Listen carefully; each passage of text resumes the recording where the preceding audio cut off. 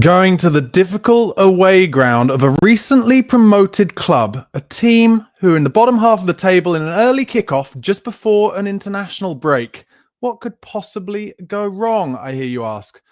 I'll be bringing my Leeds United preview as well as more reports on Brooklyn Eric's interest in buying Spurs and some big Tottenham rumours all in today's pre-match live show for the Leeds Premier League game. Tottenham go to Elland Road.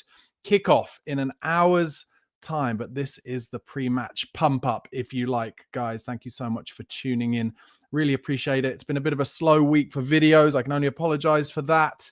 Not a lot going on in the Spurs world, really. Obviously, hopefully a few of you were with me for the Bodo Glimt Tuesday night watch along. That was a frustrating game, to say the least, but we managed to get ourselves a draw.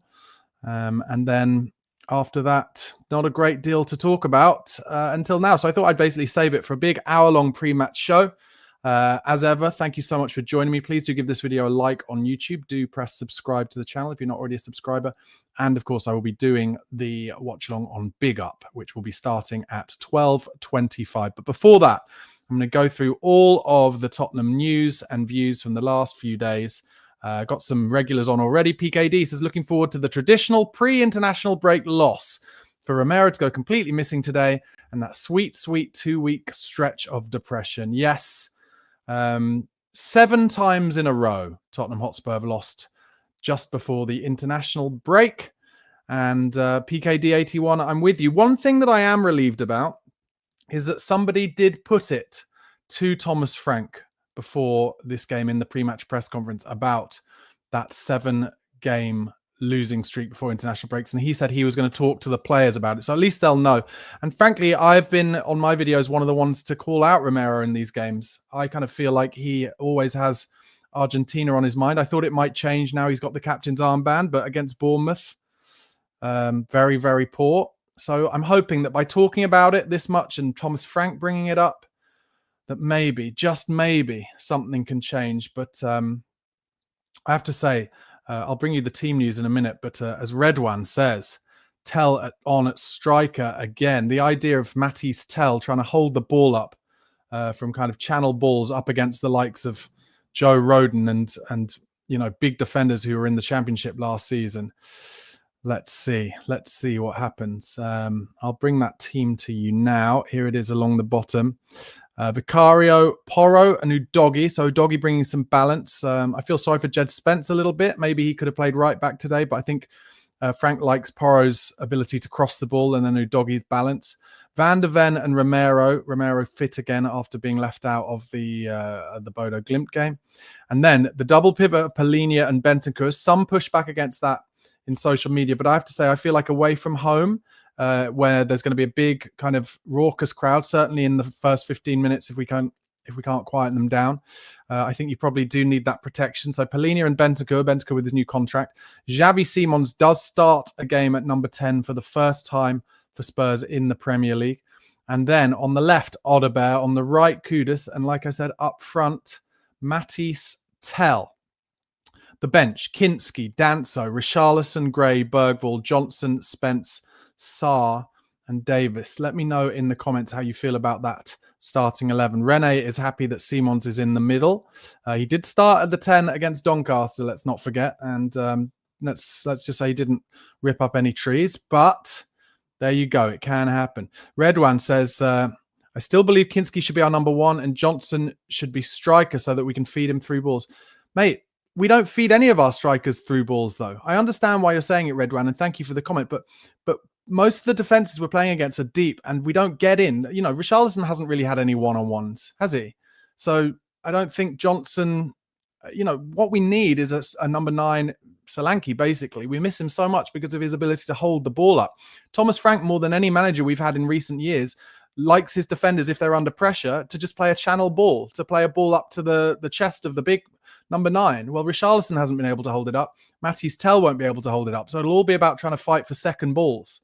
So it'll be a scrap for Simons and Palhinha and Bentancur to try and get those second balls. Regarding your comment on Kinski being number 1, I think it's a conversation that needs to be had, but he hasn't, for me, done anything to really scream that he needs to be replacing Vicario. And Vicario, frankly, needs to be now shutting up shop. He's made a couple of mistakes this season in the kind of genre of keeping that he's brilliant at shot stopping, and he needs to improve on that because he is elite at shot stopping, but he's just fallen off a little bit. Hamish says, excited to see Xavi in the 10. I feel like Frank could go a little less defensive, especially against teams like Leeds. Surely Gray could get a game in there. I think everybody has been really big on Archie Gray starting this week. But, you know, I think it's one thing coming on and playing some nice little balls around the corner and making some good runs, you know, when there's 20 minutes left and you're losing and there's nothing to... there's no kind of... It's a no-lose gamble for Archie Gray, but it's another thing starting a big game. Maybe the fact that he used to play for Leeds, maybe you could see why you'd want to start him in this game. But, you know, Bentancur and Polinia in these kind of away games. Don't forget, you know, West Ham away was a good performance after a difficult first half. And I think they're looking, you know, Thomas Frank will be looking very much to see, can we score the first goal today? That will be the key. Can Spurs score the first goal and then make Leeds kind of come at us? That, I think, is what's going to be the kind of key situation today. But let's see what happens. Lee Phillips, less positive than anyone. Why are we playing Tell? What a waste of time. And Redwan again. So I think Bentancur shouldn't start for us because we have Saar, Bergvall and Gray, and they should all get more of a chance. I think he likes the physicality of Rodrigo Bentancur, doesn't he? Good in the air, gets around the pitch. I think that's probably one of the reasons.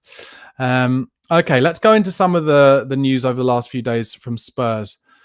Sources have claimed that Brooklyn Eric, who is the last man standing when it comes to potential purchases of Tottenham Hotspur Football Club before this deadline of, I think it's the early 20-somethings of October.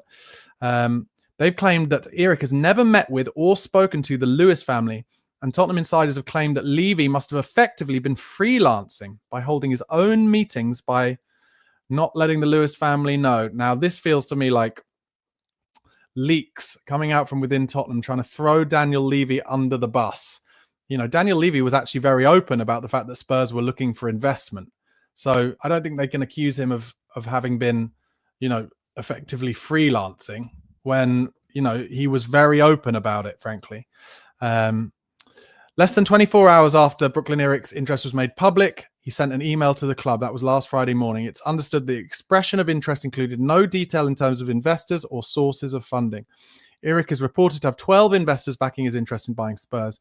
Associates claim to know the identities of them and say they are recognizable names in sport and technology, despite admitting to not having spoken to any of them. That's according to Matt Law in the Daily Telegraph. There were also reports this week that Eric had claimed to have an interest in Crystal Palace, and there was a picture of him in the Crystal Palace director's box at Selhurst Park behind Thomas Tuchel, who was there on England's behalf. Steve Parish apparently is understood to have no recollection of having ever met Eric. So a bit of interesting news. Obviously, the Asian consortium have pulled out of any interest in Spurs this week. I've said it before, I'll say it again. The Lewis family putting themselves under a lot of pressure now, I think, to kind of put their money where their mouth is. They're saying they want to win more trophies. They want the Tottenham fans to have more success on the pitch.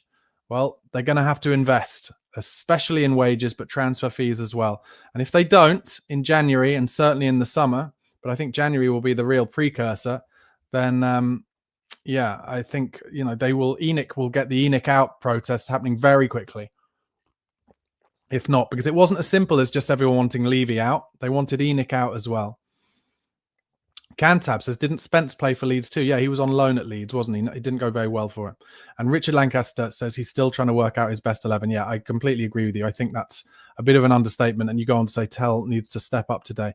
I personally think Matisse Tell is better when we have him on the left-hand side and he gets that option to cut back in on his right, and he's a good crosser of the ball. It was his cross into Pat Matissar, who he laid off the ball then for Polinia to score the equaliser against Wolves last week.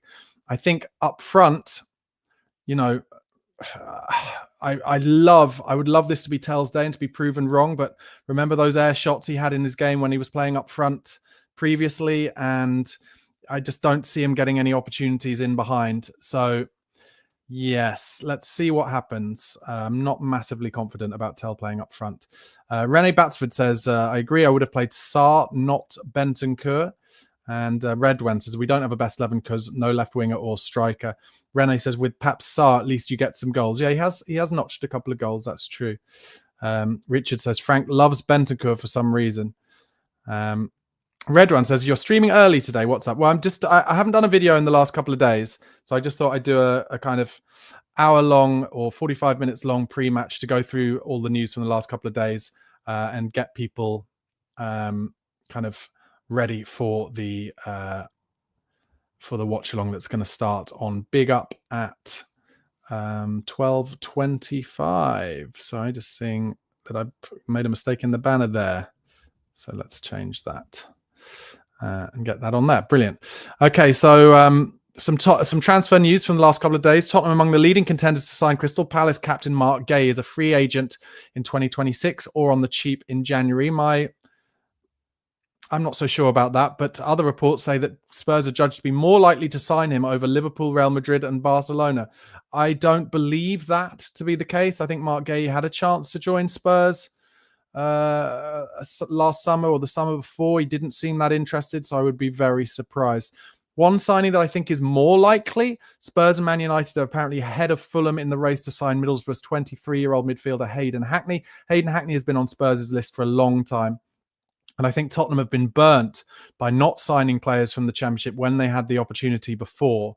So it would not surprise me if maybe they were willing to dip their toe in that water a little bit more, starting perhaps with Hayden Hackney. Chelsea apparently prepared to rival Liverpool and Spurs for the signing of Barcelona defender Ronald Araujo. And Araujo is another one who's been on Spurs' list for a while. Are we likely to buy Barcelona stars out of the gate who are ready straight away? Seems unlikely, but never say never. Spurs, West Ham and Forest are interested in Parma's 23-year-old Argentinian striker Matteo Pellegrino. He scored twice in 5 games in Serie A this season. The Italian club don't want to sell him before next summer and will fend off any bids in January, according to Tutto Sport in Italy. So just some transfer news there. Richard just talking about Matisse Tell again, scored 2 for the under-21s. Yeah, but I mean, I cannot understate how much easier under-21 football is, international under-21 football is than, frankly, even that Doncaster game, playing a League One team at home, and they were popping it about. Cantab also saying it could be that Sarr's not 100% fit. Richard says Tell can't be any worse than Richarlison was in the last game. I mean, Richarlison was trying hard, wasn't he, running about? He missed that chance early on when he should have been expecting the defender to miss it. But he, for some reason, wasn't, and therefore kind of air-shotted at it. He works hard, Richarlison, but at least he has some physicality. I don't know. Like I said, I hope to be proven wrong, but you need physicality when you go to somewhere like Leeds. Ellen Road, 12:30, big game for the Leeds fans. They'll see it as a bit of a no-lose gamble. It's going to be a big old crowd. I think Richarlison, for me, I would have picked, but maybe he's rotating Richarlison. That might be, I think, for the most likely thing, which is he's rotating Richarlison because he knows how badly we need him at the moment, which we do because Solanke, let's face it, has just had surgery. So he can't play Richarlison every single game. So I think it's more likely maybe that's why he's choosing him. Redwan saying someone like Adam Wharton will be wild. Yeah, we're not going to get Adam Wharton because Adam Wharton will go to a better club than Spurs. When I say better, I mean kind of bigger at the moment, doing better. And Rene says, what about Semenyo? He's an absolute beast to think we turned him down to 17-year-old. Tell me, Rene, I don't know much about that story turning him down when he was 17, but what I do know is I've been saying for the last two and a half years that Semenyo is the player we should be getting on the left-hand side, but each time we've been unwilling to put the money there. And as a result, I think he will go somewhere, again, who will pay him more wages, a bigger club, a Man City. I guess Arsenal won't go for him now. They've got Eza, so that's good news. But a Man United, maybe, a Chelsea. Chelsea have got a lot of wide players, I suppose. But yeah, Semenyo is the player. Semenyo is the player that if Spurs had Semenyo on one side and Kudus on the other, they would be incredibly difficult to play against. Incredibly difficult. And we might just have to be patient. Maybe Thomas Frank is realizing he has to be patient. He's having to blood these young players, the likes of Odegaard, the likes of Tell. Obviously, they're on the left wing, but also in midfield. Bergvall and Gray, bring them in, give them minutes, and Sarr as well. And then wait until January or the summer to bring in another kind of oven-ready player on the left wing, the likes of Semenyo. Obviously, Savinho has now signed a new deal at Man City, which I find very bizarre. Like, that obviously must be a money thing. Maybe Spurs had got in the ear of Savinho's agent and just been like, oh, we're willing to pay you this much more money than you're getting paid at Man City. And that's why he was so interested. So Man City have just been like, oh, well, we'll pay you that as well. That must be what's happening, because he's not getting any match time, really, is he? Savinho oh, that's good. Spurs' Premier League record at Leeds since 2002. Played 11, won 9, drawn 1, lost 1. Okay, so that's pretty good news. But yeah, Savinho is not getting any match time at Spurs. 100 of you watching concurrently, guys. Thank you so much for your support. Do give this video a like if you haven't already on YouTube. The more likes we get, the more Spurs fans will see this in their suggested videos. Do subscribe to the channel if you're not already a subscriber. I really appreciate your support. And if you want to join me for the watch-along of the Leeds game, which will start my watch-along at 12:25, details of how to join me on BigUp are in the description box below. Thomas Frank was asked about planning for the January transfer window this week. He said, to be fair, it goes quickly. Everyone is very well organized. They'll probably, a week after the window shuts, or 2 weeks maximum, they'll start preparing the next following windows. So, of course, Vinay and Johan Lange are on top of that and preparing for it. We, of course, will have a meeting relatively soon where we'll start to talk about it and progress the plans from there. So that's good news that Thomas Frank is already thinking ahead, and hopefully, you know, I have to say one thing. I've talked about the left wing situation, but the striker situation, Dom Solanke and Richarlison, between them, Richarlison's what, he's been here 3 years. Solanke's in his second season, I think.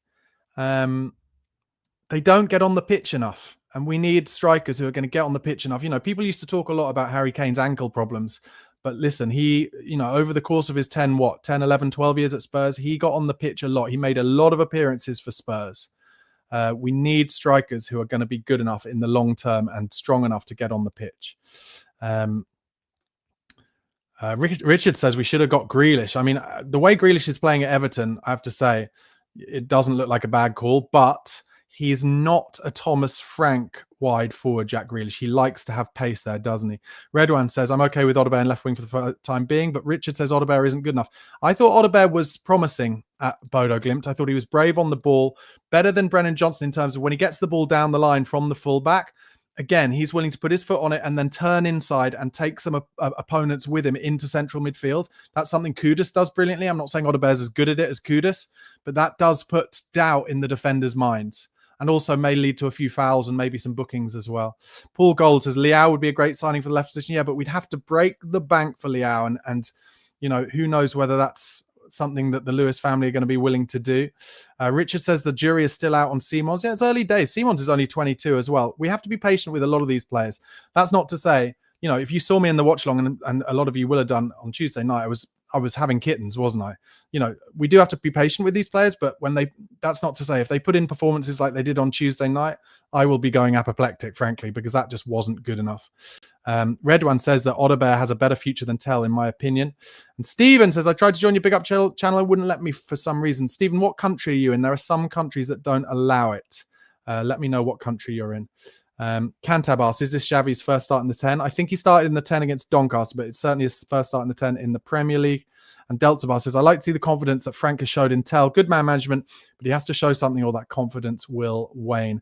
And I think a good example of how confidence has waned is that, by my reckoning, Brennan Johnson hasn't started a Premier League game for a long time. I think since that Bournemouth game, maybe.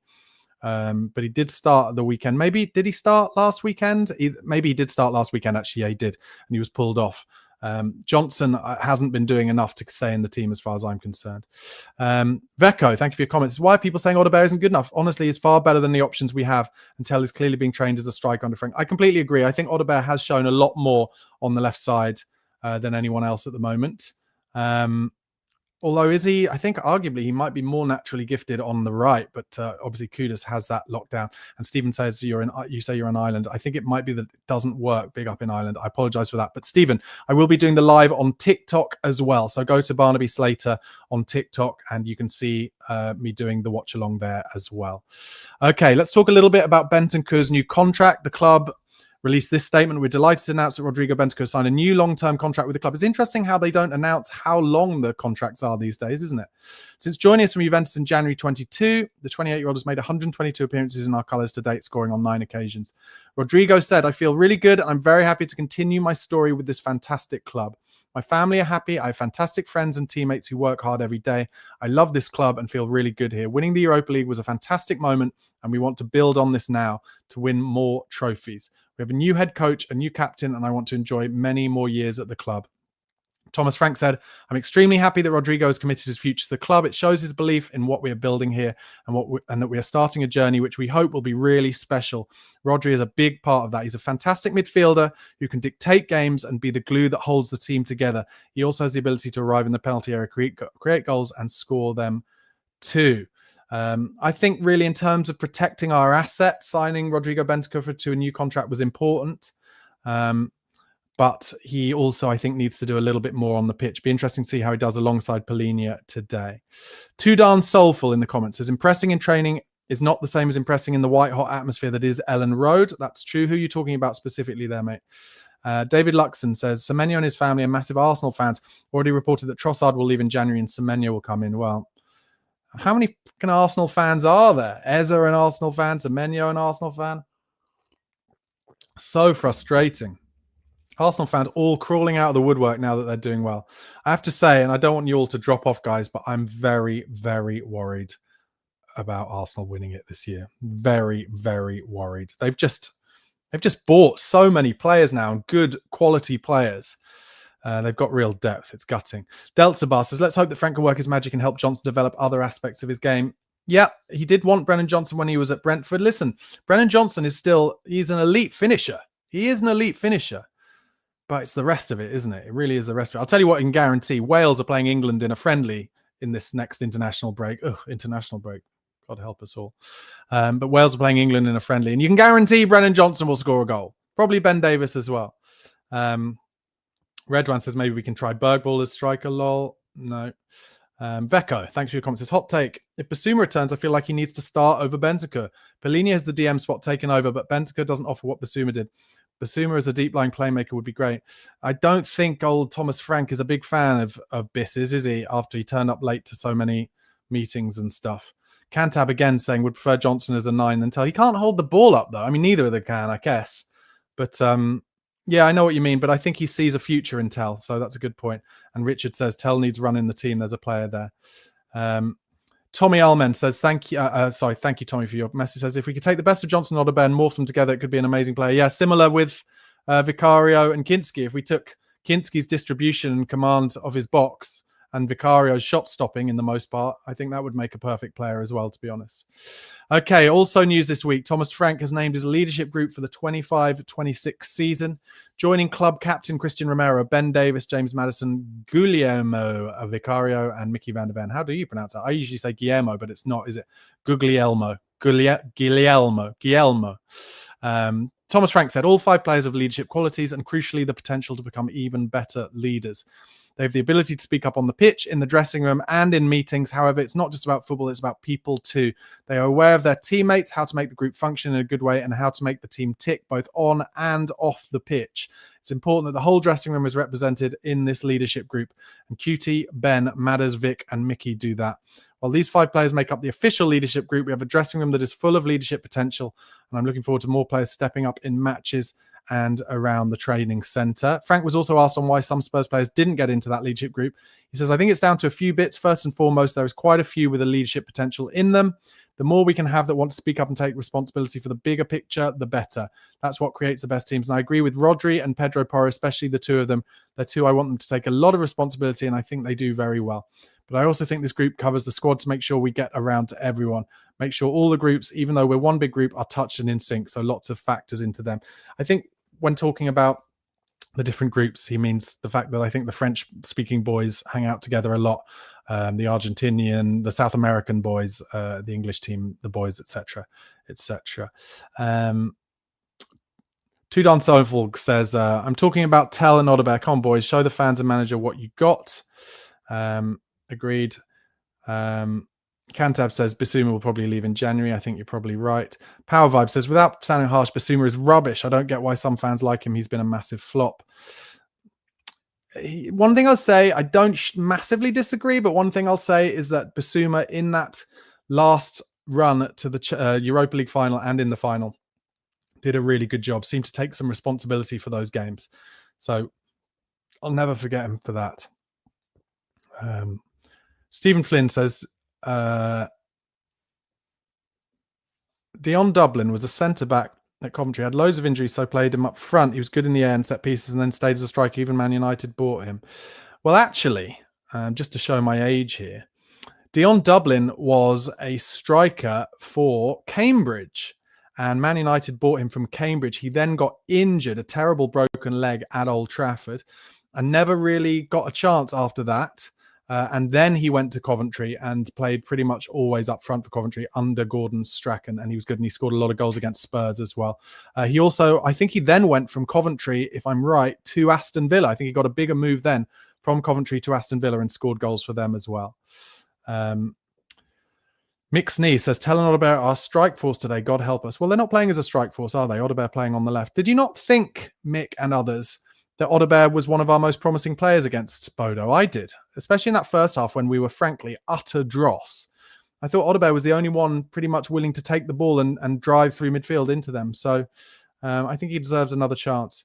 Vecco says, I will say though, Vicario is becoming a worry. I seriously think Kinski should be starting. Now we actually know how to defend. Kinski won't be at blame like last season. Vicario makes stupid mistakes.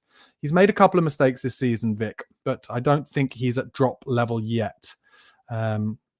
Two Don Soulful says some players will not want the captaincy. It's a two-way thing. Yeah, I don't disagree with that.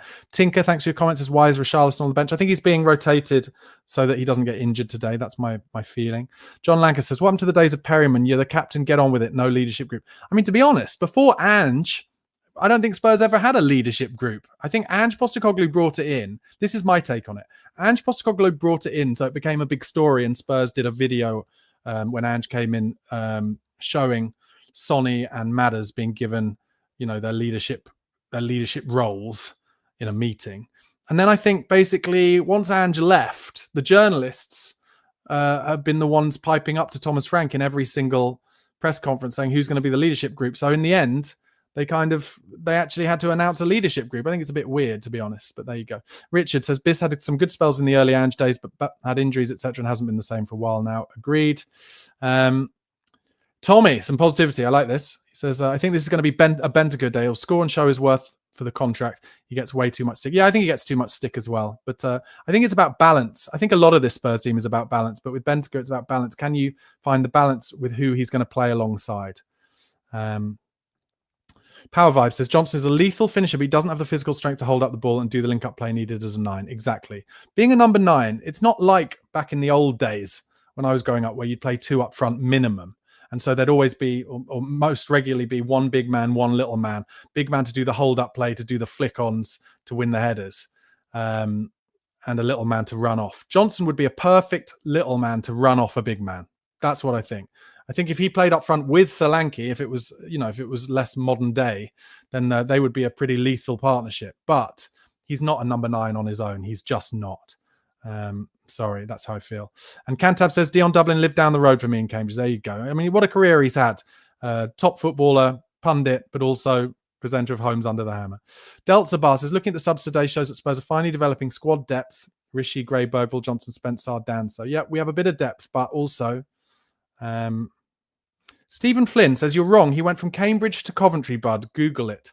I'm afraid you mixed them up, my friend. Okay, well, I am going to Google it. I'm literally going to Google it. Dion Dublin. Cambridge United, 1988 to 1992. Manchester United, 1992 to 1994. Coventry, 1994 to 1998. Aston Villa, 1998 to 2004. I'm not really pernickety about these things, but when I'm being told you're wrong, Google it.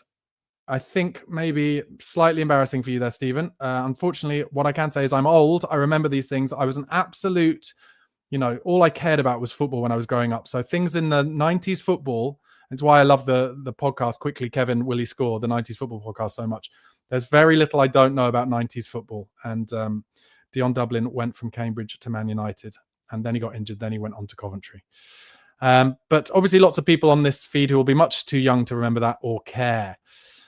Tommy says, Bentancur would have had a goal if Van der Ven didn't hold the shirt on Tuesday. He's been denied a few close goals already. Yeah, good point. Also, I think if you're giving fouls against people like Van der Ven for having somebody's shirt in his hand from a corner, It's completely ridiculous. A, how many corners are going to be, blown up for a foul, but also Van de Ven had a man with his arms around him as well. So where does it stop? Stephen, in better news, says it's going to be 3-0 Spurs today. Hope you're right. Godfrey, hello, mate, says Leeds are quite a big side, so we need to be switched on defending set pieces. Yeah, maybe a reason why I'm more surprised that Richarlison isn't playing, but I guess he's giving him a rest. And Too Darn Soulful says, I'm really looking forward to this game. It'll be a ding-dong, not for the faint-hearted today. Well, guys, I am playing in my daily fantasy game on BigUp. Do come along to BigUp and join, where you get to pick 5 players from both teams and the winner wins prizes. And I, when predicting the score, I've gone for 0-0. There aren't regularly lots of goals in the early games on Saturdays, and I think both teams will try and be hard to beat. And like you said, Leeds have quite a big side. Okay, Mohamed Kudus did an interview this week. Let's go through some of the quotes from that. He said, I think he was asked why he joined Spurs. He said, I think the main factor in any club you want to join is the project, how you see yourself developing in that project and with the manager. Looking at Thomas Frank's work at Brentford with the attackers, I can name so many. Mbuemo, Tony, Damsgaard. His development of them was really massive. So I thought he would be the perfect guy to help me in my development and how he wants his attackers to play.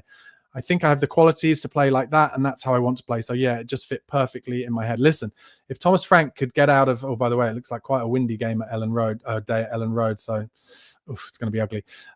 If Thomas Frank could get any kind of the numbers return that he got out of Mbuemo, that would be incredible. Kudus was asked about his goals for this season. He said, winning a trophy. We play in almost all the competitions this season, Premier League, Champions League, all the cups in England. So winning a trophy would be a successful season. Also finishing top 4 is a very reasonable challenge for us this season, qualifying for the next Champions League. He also says he wants to stay fit the whole season, win a trophy. That would be a successful season for Kudus. I think Kudus, for me, has been our best player this season so far. A few of us have mentioned, he sometimes doesn't give the ball quickly enough. Once he's done the hard work of beating a player or two, he just lay it off and go for the return. That's something I'd love to see him improve. But when you get a player with as much talent and ability as Mohamed Kudus, if you think about it with the likes of Mohamed Salah at Liverpool, quite often he doesn't give the ball either. So if Kudus can start getting his numbers up, start scoring some goals, making some more assists, then I think we'll forgive him the odd not giving the ball off. Cantab agrees with me, so I think Dion Dublin went to United. Tommy Allen says, leadership group started with Mourinho, Dyer, Lloris, Højbjerg, Skip and Kane, of course. Okay, I didn't really remember that, to be honest. PKD81 says, the Palhinha-Benteke midfield simply does not work. Frank's obstinance equals zero creativity today. Goals from set pieces or nothing. Well, he's put Xavi in central midfield, hasn't he, in the hope of getting more creativity. I'm hopeful that we'll be less easy to press down one side because we got Udogie on the left, so that should enable us to be a bit more creative. Porro will bring some creativity from the right-hand side.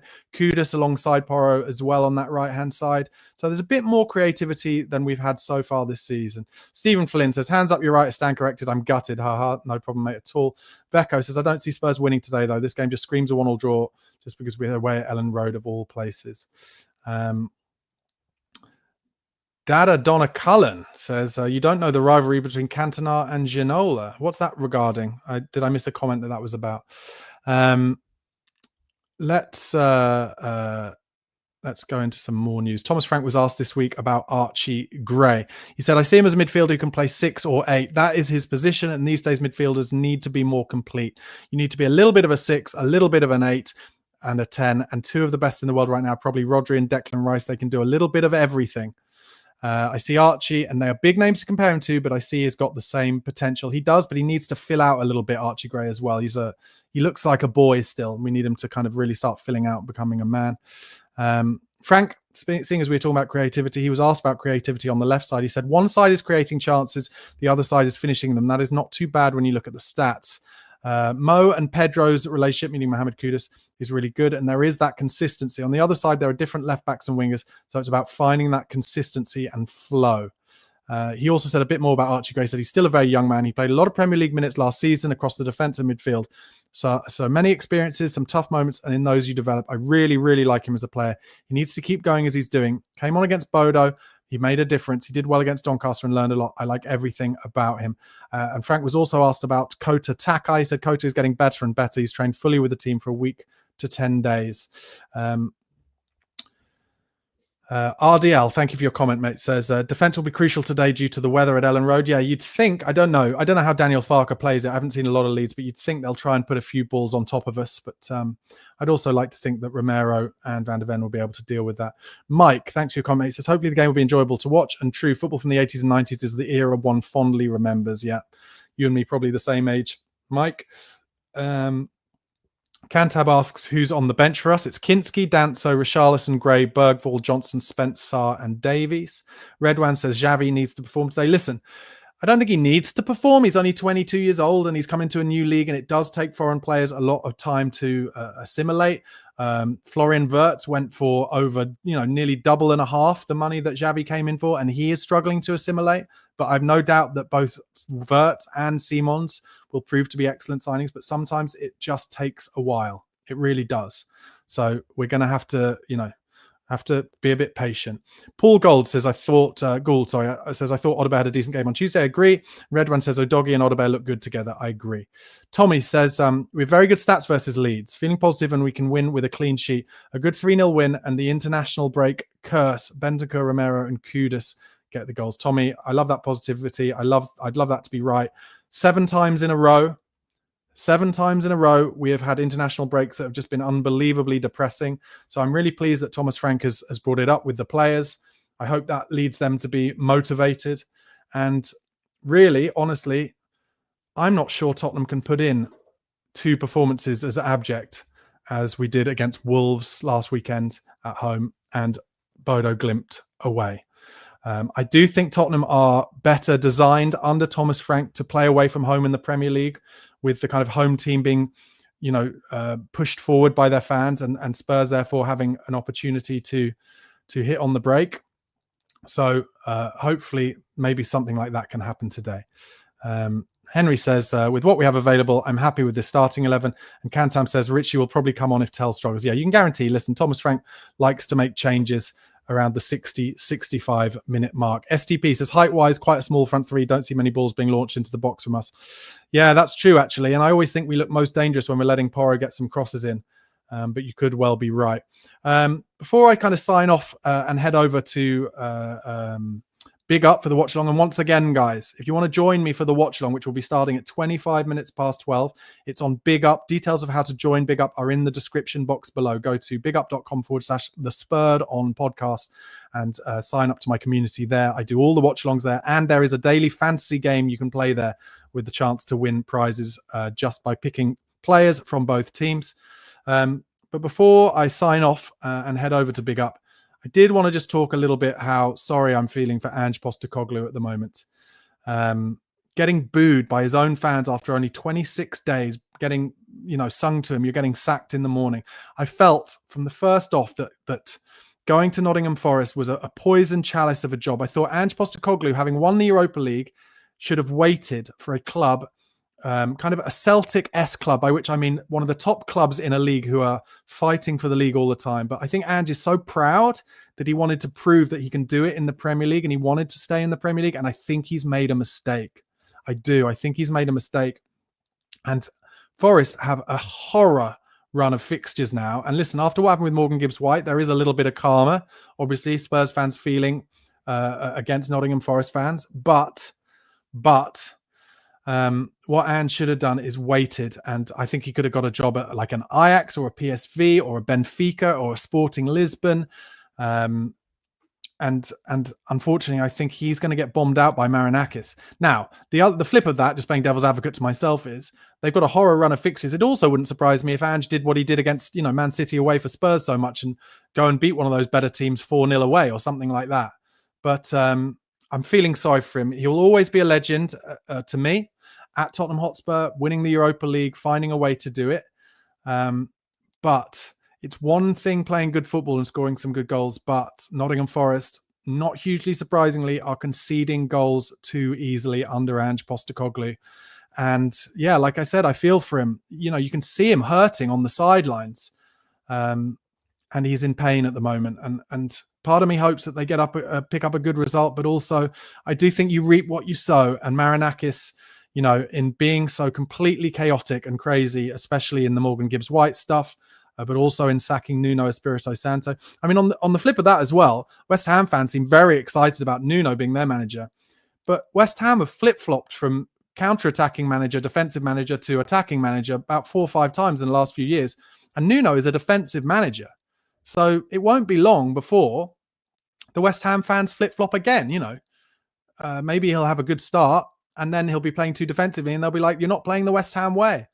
And, it's fascinating how much pressure fans can put on boardrooms now to make managerial changes through social media, because it really works. I'm not that confident that long-term or medium to long-term that Nuno will be the right call for West Ham. And like I said, starting that Ange is the right man for Spurs. Phil Moss says Ange is a big head with little charm. I think he's charming when he's in a good mood, isn't he? But when he's in a bad mood, certainly not. Chance is the most common word in EPL for the past 2 seasons. I assume you're talking about like trending keywords. Is Ange out? All will pass says, I just wanted to ask you about Ange. Yeah, that's how I feel about it. Red One says, next one to be sacked is Amorim. Well, Man United, I'm glad you mentioned that, because Wayne Rooney this week did another podcast interview. He's got a podcast now with the BBC where he looked drunk to me on the podcast day. He's like in one of his spare rooms doing it, but he looked very like rosy, let's put it that way. He looked drunk and he was going in, and honestly, I kid you not, he was going, put Roy Keane in that dressing room, put Paul Scholes, Nicky Butt in that dressing room. No, you lot are the problem. They are the problem. Those ex-Man United players, and the fact that they're all pundits, they all have such a voice because they won so much under Sir Alex Ferguson. They are a big part of the problem.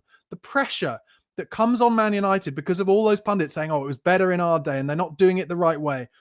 It's never going to improve. And I've said this time and time again. I'll say it again. Back in the 90s, Alan Hansen and Mark Lawrenson were the 2 pundits on Match of the Day. And Match of the Day was, the big terrestrial show. It was, Sky was less powerful then. But they were the main 2 pundits. And they were doing exactly back then what the Man United ex-players are doing now. They were like, oh, it was so much better in our day. Liverpool, they can't hold a candle up to what we were like, when we were winning everything under Kenny Dalglish or under Bob Paisley or whatever.